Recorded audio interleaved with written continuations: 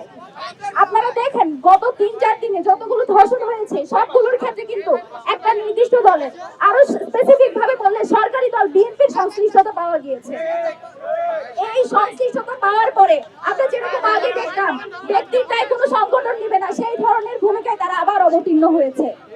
আপনারা দেখেন এই যে একটা দল তাদের সকল দায় ব্যক্তির উপর দিয়ে নিজস্ব যে দায় সেটা যে সরিয়ে দিচ্ছে, এই যে সে ধর্ষণ করে সেই ক্ষমতা সেই অনাসিটি সে পেয়েছে তার দল সরকারে আছে বলে এটাকে তারা অস্বীকার করে নিজেদের দায় যদি ছেড়ে ফেলতে চায় তাহলে কিন্তু আমরা সেটা মেনে নিব না।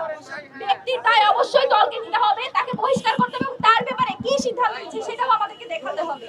যদি তারা এটা না পারে তাহলে তারা বলুন জনগণ আন্দোলন সংগ্রামের মাধ্যমে তাদের যে ন্যায্য অধিকার তাদের যে বিচার পাওয়ার অধিকার সেটা তারা আদায় করেনি, সেটাও তারা করতে দিবে না। মব বলে নাকি মব বলে আন্দোলন, যত ধরনের আন্দোলন সংগ্রাম সবগুলোকে তারা মব আখ্যা দিবে, কিন্তু নিজেরা যখন করবে সেটা হয়ে যায় বিক্ষোভ।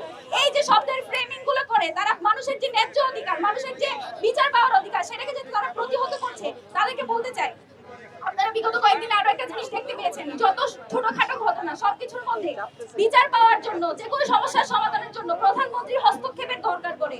আমরা এই কালচার দেখতাম বিগত সময়ে পৃথিবীতে যত যাই হয়ে যাক, যখন প্রধানমন্ত্রী হস্তক্ষেপ করে তখন শুধুমাত্র সেই সমস্যার সমাধান পাওয়া যেত।